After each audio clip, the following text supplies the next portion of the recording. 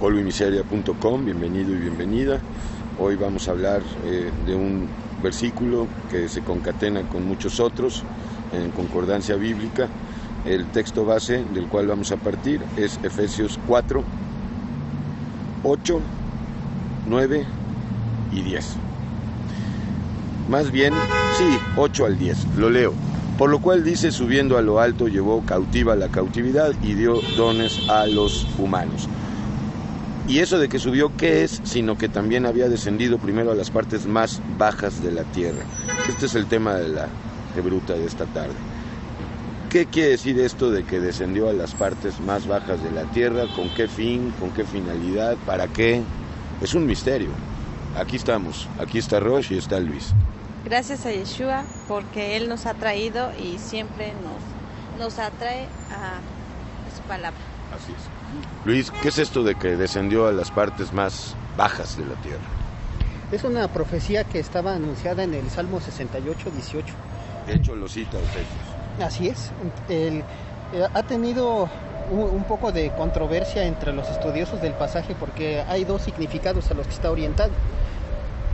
El primero sugiere que Yeshua, al estar en el reino de los cielos, atravesó su reino, pasó por el segundo cielo y atravesando también el primero viene a la tierra.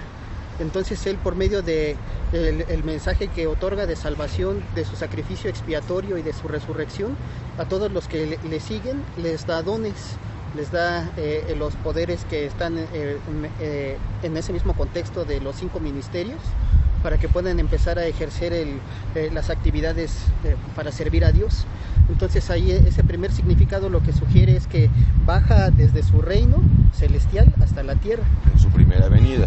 Pero la otra lectura es que en su muerte descendió a las regiones más bajas. Así es, ese es el segundo significado. Algunos, pues malmente llamados intérpretes, ellos han sugerido que es imposible que lo que haya hecho el Señor es que haya bajado, se refiere a que bajó al infierno. Incluso esa parte también ha sido muy polémica porque unos dicen que no tiene nada que hacer en el infierno, pero otros sugieren también contextos sustentados, que fue lo que hizo en los 3 días en los que estuvo muerto. Entonces, bajo ese aspecto, bajar a las partes más bajas de la tierra, ahí a lo que sugiere es que bajó, como también dice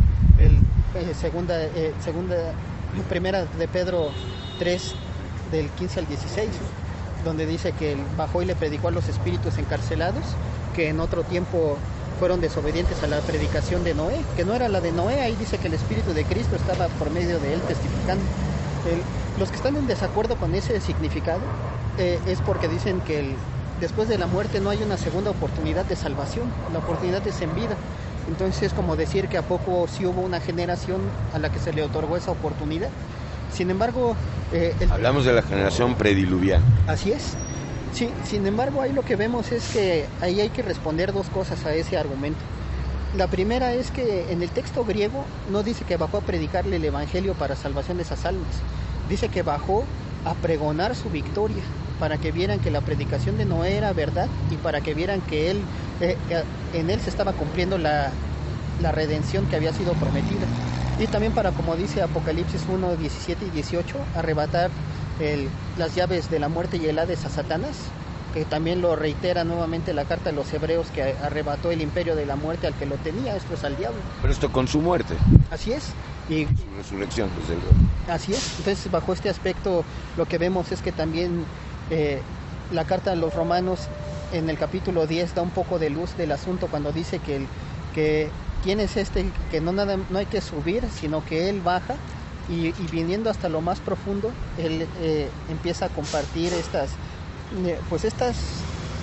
nuevas formas de sendero para todos, para vivos y para muertos. No hay nadie que haya quedado en incógnita de cuál fue la obra de Jesucristo. Tiene más sustento la segunda lectura, porque las partes más bajas de la tierra no es esta tierra, todavía hay partes más bajas. Sí, incluso hablando de las partes bajas, en la misma carta de Pedro, en segunda de Pedro, en el capítulo 2, habla de dónde fueron encarcelados también los ángeles que se rebelaron. Esos son los de Génesis 6. Así es. Los espíritus encarcelados. Sí, y bajo ese aspecto, cuando dice de estas prisiones de oscuridad, Ahí el texto hebreo lo que dice es Geinom, que literalmente significa es lo profundo de lo más profundo. Entonces eso quiere decir que sí está bajando a un lugar que no necesariamente es aquí en la atmósfera de los vivientes en la tierra, sino que está cumpliendo esa figura de, así como Jonás estuvo en el vientre del pez, él estaría también en el centro de la tierra 3 días y 3 noches. Así es. Tenemos el texto aquí de Primera de Pedro 3, 18 en adelante.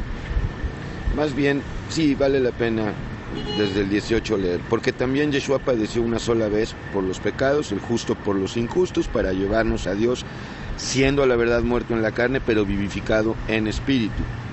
Versículo 19, en el cual también fue y predicó a los espíritus encarcelados, los que en otro tiempo desobedecieron, cuando una vez esperaba la paciencia de Dios en los días de Noé, mientras se preparaba el arca, en la cual pocas personas, es decir 8, fueron salvadas por agua. Y luego ya introduce la cuestión del bautismo de agua. Entonces, este Efesios 4 que leímos, junto con esta escritura de Primera de Pedro 3, 18 y 19, ¿son la misma? Todo apunta que sí. La postura de que viene a las partes de la tierra nada más se enfoca por los dones que son dados a los que creen en Él después de su resurrección. Pero acabamos de ver que hay bastantes textos en Romanos, en Pedro, en Apocalipsis, en los Salmos, en Mateo 12 con la figura de Jonás. Todos apuntan a que bajó a las partes centrales y arrebatar el imperio de la muerte, como también lo dice Hebreos. Entonces, en ese sentido, incluso había en la historia de la iglesia los llamados padres de la iglesia en su propia opinión. La patrística. Así es, ellos tenían un credo y entre ellos incluían que también había descendido a las partes más bajas de la tierra. Así es, Agustín creía en esto. Bueno, el que le llaman San Agustín, pero para nosotros no hay santo más que Yeshua. Rosh, ¿cómo entiendes esto de que Yeshua descendió a las partes más bajas de la tierra? ¿Con cuál te quedas? ¿Con la primera lectura de que fue nada más que descendió hasta acá? ¿O en realidad Yeshua en el tiempo de su muerte, 2 días y medio, casi 3, quizás no 3 completos, hubo una predicación en los lugares más bajos de la tierra a esta generación? ¿Con cuál te quedas? Pues yo creo que me quedo también con la segunda, porque si, bueno, la escritura dice que bajó y descendió y que les habló a los que antes no obedecieron, no creyeron. Pero el argumento que ponen es que no haya, si quizás sea más lógico pensar que predicó, pero no para salvación. No, yo creo que más bien fue para que realmente ellos vieran que lo que les estaban advirtiendo y que no quisieron arrepentirse sí era verdad y que ellos no quisieron creer. Así es, porque si pensamos que predicó para salvación, entonces ahí hay un error doctrinal. Entonces quiere decir que sí hay arrepentimiento ya muerto y no. No, yo creo que sí más bien sea para eso, para que ellos vean que sí era realmente verdad lo que les estaban predicando en ese tiempo y que ellos no quisieron creer, no se arrepintieron, y para que vieran con sus propios ojos a Yeshua. ¿Quién es Yeshua? Luis.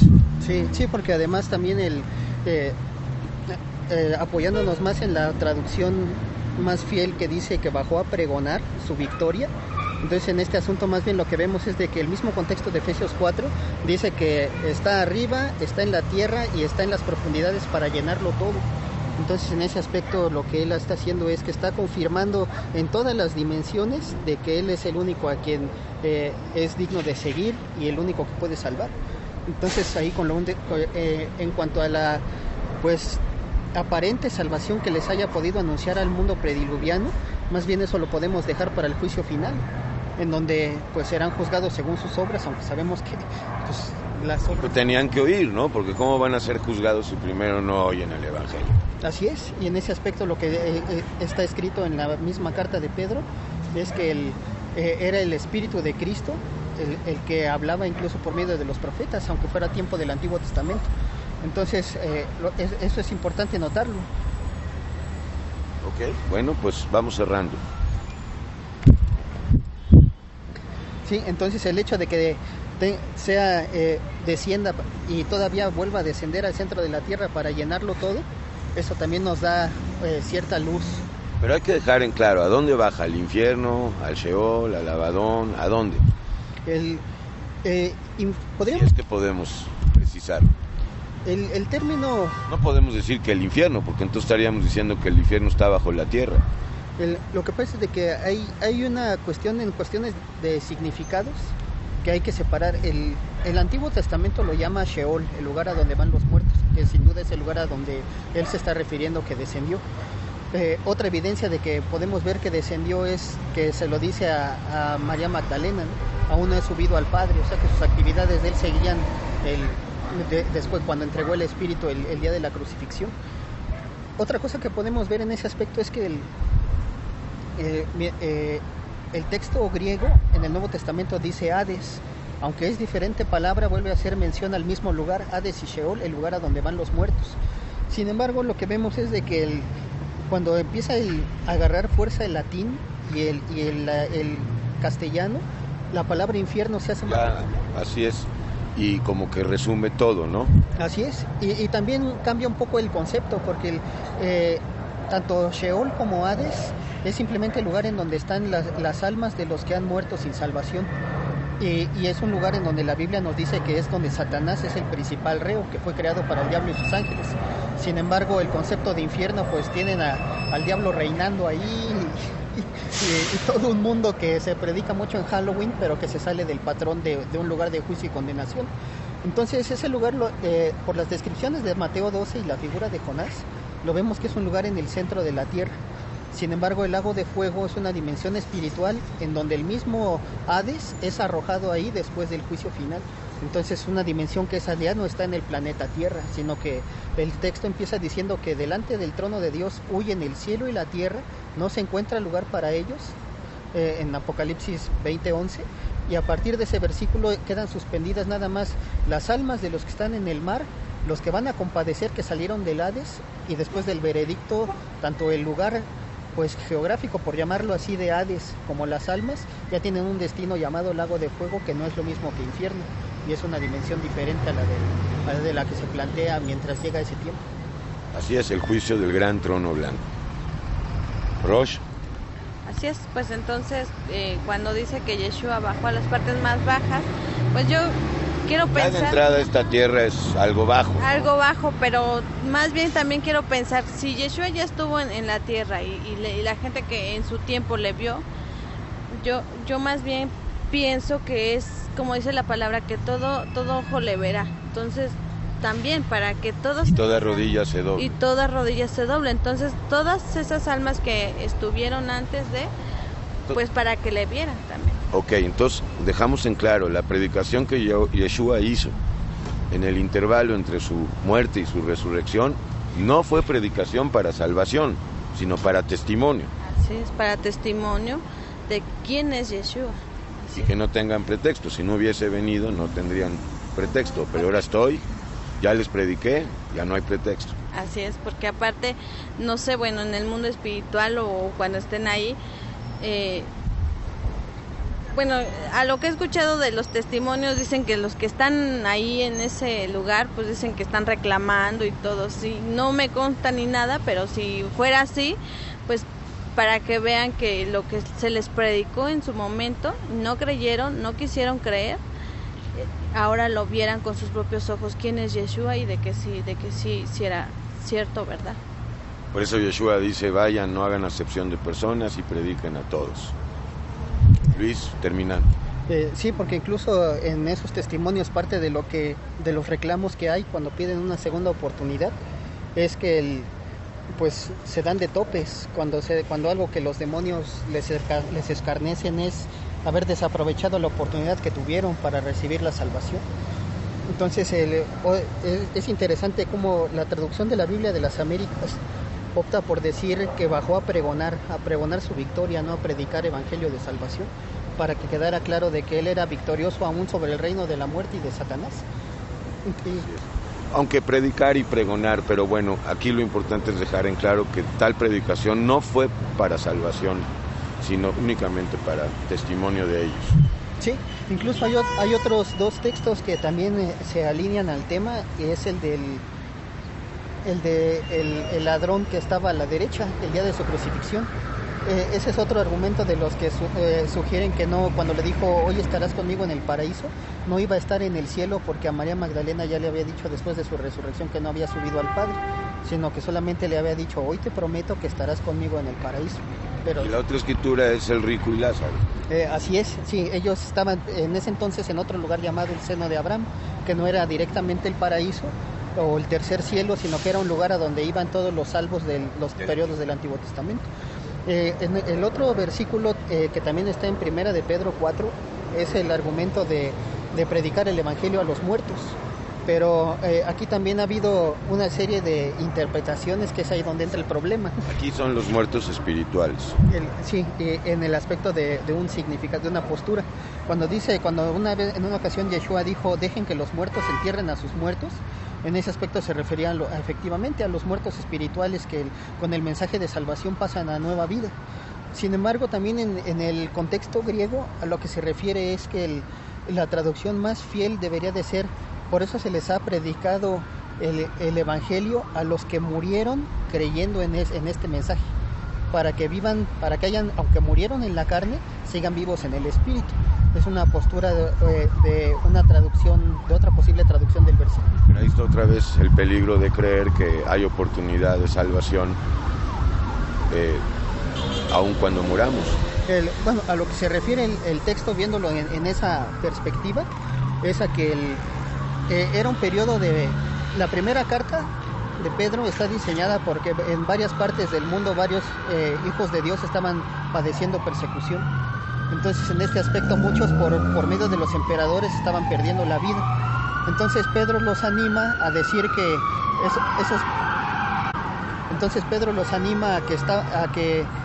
esas personas, esos padecimientos que se están sufriendo en diversas partes del mundo, pues hubo unos que ya murieron, pero que murieron bajo esta esperanza y que como se les fue predicado el evangelio están vivos en el espíritu, que valió la pena que hayan creído, aunque estén muertos y están como que del otro lado. Es la perspectiva también.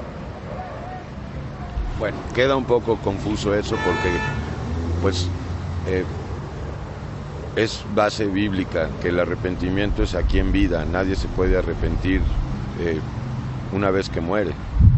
Sí, no, pero a lo que me estaría refiriendo es que gente que aquí en vida había optado por el mensaje del evangelio para ser salvo, ahora estaba por medio de los padecimientos y de la persecución había muerto. Entonces Pedro lo que está aclarando a los que están recibiendo su carta es estos que murieron por creer en el evangelio están con Dios. ¿Con Dios? Sí, así ya sentí. Sí, que aunque murieron en la carne, se les predicó a ellos que ahora ya están muertos, pero como creyeron, ya están vivificados en el espíritu.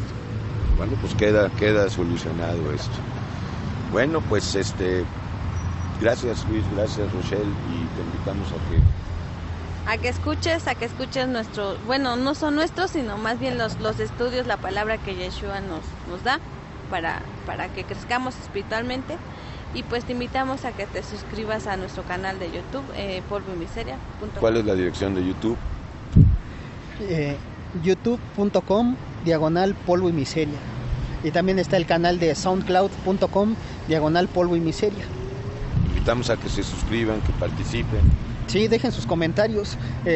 Los que ya han escrito han visto que no nos saca de onda los comentarios ni agresivos ni inconformes, y mucho menos tampoco los que piden que se profundice y están agradecidos por la edificación. O sea, recibimos de todo, no hay polvo y miseria, no es cuadrado.